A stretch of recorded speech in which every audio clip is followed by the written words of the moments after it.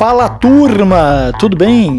De volta no cafezinho então, pessoal. Vamos lá, nesse cafezinho nós vamos passar um pouquinho o entendimento do ensino por meio de parábolas. Certamente você já deve ter ouvido falar que Jesus ensinava por parábolas, não é isso? Então, olha, o dicionário define parábola como uma narrativa alegórica, né? É uma história contada com ilustrações, com figuras, né? Que tem por objetivo transmitir uma mensagem de maneira indireta, usando como recurso a analogia ou a comparação. Narrativa alegórica que transmite preceitos morais ou religiosos comuns, né, nas escrituras sagradas. Esse é o conceito de dicionário sobre parábola, né? O que nós encontramos então? Se nós formos a Marcos, no capítulo 4, versículo 33 e 34, a gente vai ver como a parábola ela é apontada como a principal ferramenta do ensino de Jesus e também dos seus discípulos. Nós lemos ali no versículo 33, com muitas parábolas semelhantes, Jesus lhes anunciava a palavra, tanto quanto podiam receber. No 34 ele diz assim, não lhes dizia nada sem usar alguma parábola. Quando, porém, estava a sós com seus discípulos, explicava-lhes tudo, né? Então, é quando a gente vê que ali Jesus ele estava preocupado não somente em ensinar, não bastava só ensinar, né? A parábola era necessária, uma ferramenta necessária, porque era preciso ter certeza de que o conhecimento que estava sendo passado, ele tinha que ser de verdade entendido e compreendido. Olha, você pode estar aí pensando, que difícil isso, que conceito mais complicado de entender, será que isso aí realmente é necessário, Rodrigo, isso aí? Eu digo para você, olha, as parábolas elas estão mais presentes na nossa vida do que a gente possa imaginar. Você até pode ser que você não reconheça uma parábola quando você ouça, ou quando alguém usa com você, mas eu quero te dizer que mesmo nós, sem entendermos de repente a ciência da coisa, usamos muito mais do que a gente imagina as parábolas. Veja você, quando alguém tenta explicar, por exemplo, persistência, eu tenho certeza que você já ouviu o exemplo do água mole, pedra dura, tanto bate até que fura, né? O dito popular aí. Isso nada mais é do que uma parábola, é uma maneira de você, através de um exemplo fácil, né? E com uma linguagem popular, uma linguagem mais fácil da gente entender, né? Ela tenta explicar o conceito da persistência, certo? Certamente também você já ouviu alguém que estava tentando te explicar ali o princípio de que as más influências, as influências das más companhias, né, elas podem fazer mal para a gente. Dito, né, quem se mistura com porcos come farelo no final, ou então o conhecido dito popular, diga-me com quem andas e te direi quem és. Certo? Essas então são as parábolas, as ditas parábolas, né? A ferramenta usada por Jesus, que está no meio do povo, né? Desde sempre elas são muito usadas. São ferramentas de ilustrações criadas para facilitar o entendimento de um conceito. E normalmente elas usam então duas ferramentas mais comuns. A parábola normalmente ela se baseia em analogias ou em comparações. Daqui a pouquinho vamos ver um pouquinho melhor cada uma delas. Certo? Então, afinal de contas, quem usou o ensino por parábolas? Bem, já vimos que Jesus, já lemos ali em duas referências do Novo Testamento, em Mateus e em Marcos, que o ensino por parábolas ele era um ensino clássico de Jesus. Ele se valia das parábolas para ensinar as Escrituras. Quem mais? Quem mais fazia uso da ferramenta parábolas para ensinar? Vamos para a Bíblia então para a gente ver outros exemplos daqueles que se valeram, né, de uma ferramenta tão usual e tão prática, tão eficiente como as parábolas. Bom, olha só aqui em Isaías, pessoal, no capítulo 13, versículo 14. Vamos ler aqui, olha como é que ele usa o como, né, a palavra como aqui, o operador como, para ilustrar a parábola aqui do recado que ele quer dar. Então, um juízo sobre o povo da Babilônia, onde ele diz, como a gazela perseguida, como a ovelha que ninguém recolhe, cada um voltará para o seu povo, cada um fugirá para a sua terra. Então, para comparar, né, a fuga, né, o refúgio ali daqueles que vão bater em retirada quando cair sobre eles o juízo, a sentença de Deus, ele usa aqui o como a gazela perseguida, como a ovelha que ninguém recolhe, percebe? Uma outra ilustração bastante conhecida e bem incomum, né, bastante diferente do uso de uma parábola, foi através da vida do próprio profeta Oséias, quando Deus, para mostrar, para dar uma ilustração o mais real, fidedigna possível daquilo que ele estava sentindo enquanto Deus e Pai, né, enquanto marido da nação que ele levantou para ser exclusivamente dele, e ele percebia a infidelidade, né, de homens e mulheres do seu povo. Ele disse para Oséias, bem no início do livro, né, de Oséias, aqui no versículo 2 do primeiro capítulo, quando o Senhor começou a falar por meio de Oséias, disse-lhe: vá, tome uma mulher adúltera e filhos da infidelidade, porque a nação é culpada do mais vergonhoso adultério por afastar-se do Senhor. Percebe? Então ele estava mandando que Oséias vivesse, né, experimentasse na prática aquilo que ele, o próprio Deus, estava sentindo, né?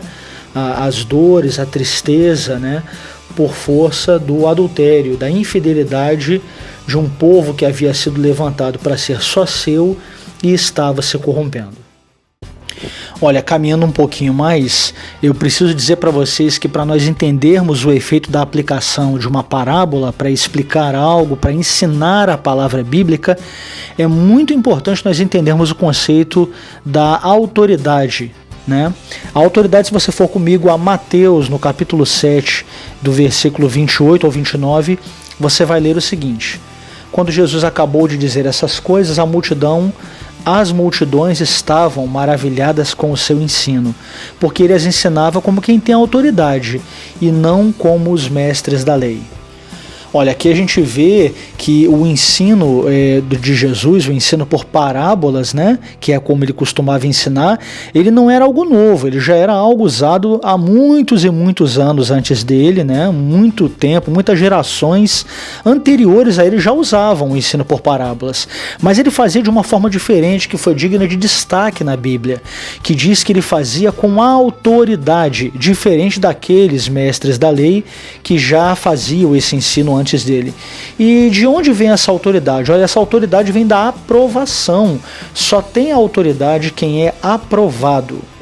E junto com o conceito da autoridade, um outro conceito que ele é chave e importantíssimo para nós entendermos aqui a aplicação, o uso da ferramenta chamada parábola, é a aprovação. Ela está diretamente ligada com a autoridade. Ora, a aprovação por quê? De onde vem a aprovação? Se nós lermos em 1 Pedro, no capítulo 2, versículo 22, está escrito que ele não cometeu pecado algum e nenhum engano foi encontrado em sua boca. Está falando do próprio Senhor Jesus, né? E dizendo como ele foi aprovado em tudo que foi proposto para ele, né? Então, o que é a aprovação? A aprovação nada mais é do que aquela aprovação que a gente conhece, né, nas escolas. É a recompensa dos que são provados e têm êxito e vencem, passam pela aprovação com um status aprovado, né? Eles não são reprovados, são aprovados. E esse foi justamente o papel de Jesus. Ainda temos outras referências, né, comprovando aqui, dando fé ao papel aprovado de Jesus que lhe conferiu a autoridade em 2 Coríntios 5, 21 e também em 1 João 3, 5.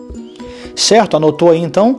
Aprovação e autoridade, né, são os selos de autorização, né, que dão a chancela, que dão a propriedade necessária para o ensino por parábolas que Jesus usava no dia a dia.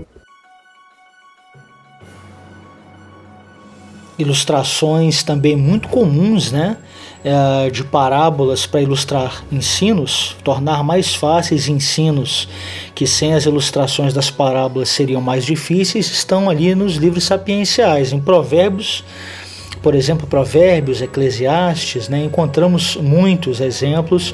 Eu vou citar aqui o do Provérbio no capítulo 25, versículo 19, quando ele diz aqui: como o dente estragado ou o pé deslocado.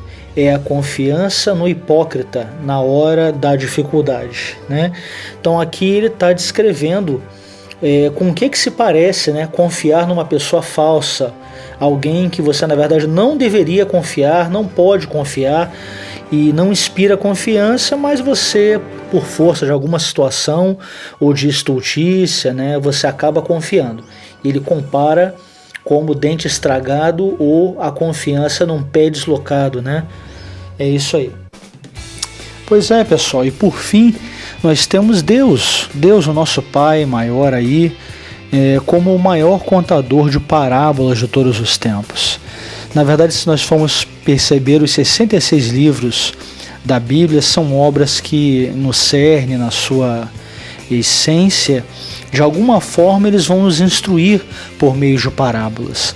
Nós pegarmos, por exemplo, o livro de Gênesis, o primeiro livro da Bíblia ali, é o livro de Gênesis que fala da criação e da separação do homem, né? De uma maneira romântica, romanceada, histórica, mas nada mais é do que uma parábola. É Deus nos mostrando, né, de uma criação perfeita, um plano originalmente perfeito, e o homem, por força das suas escolhas, que foi separado, né, foi banido da presença de Deus, né? Então o Gênesis nada mais é do que uma parábola em 50 capítulos. Se nós formos também ao livro de Êxodo, onde a gente vai perceber ali que por força das próprias escolhas o povo ele vem cativo, ele é escravizado ali naquele episódio pela nação egípcia, mas na verdade era Deus mostrando, né, um quadro de escravidão, de cativeiro pelas más escolhas, e depois que somente ele seria capaz de romper com esse opressor e libertar o povo, levando inclusive para um local exclusivo, né, a presença dele, que nada mais é do que o simbolismo da terra prometida. Nunca foi a terra em si mesma, né? Deus não precisaria levar para um outro lugar, um outro local na geografia para fazer o que ele tem para fazer. O deslocamento em 40 anos, a passagem pelo deserto, a chegada a Canaã, nada mais é, se nós formos pensarmos, né, atentamente, do que uma parábola.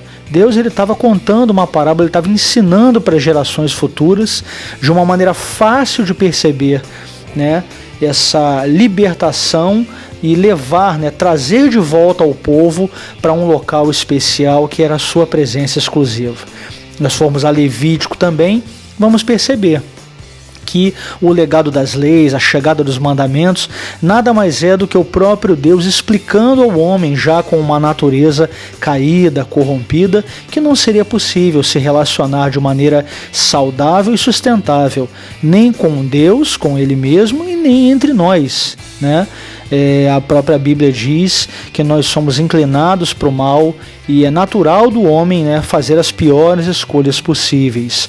Por isso, né, a tutoria, o legado de leis e mandamentos que vieram de Deus. Certo, pessoal? Ok, gente boa, obrigado pela atenção. Eu espero que vocês tenham sido edificados aí com esse ensino aí, né, que a gente procurou dividir, que Deus falou ao nosso coração sobre parábolas. Eu peço que você curta, compartilhe, né, reparta esse conteúdo com quem você julgar apropriado, certo? E vamos alcançar, né, o maior número de pessoas aí com o ensino da maravilhosa palavra de Deus. Um forte abraço, fiquem com Deus, nos vemos na próxima. Tchau!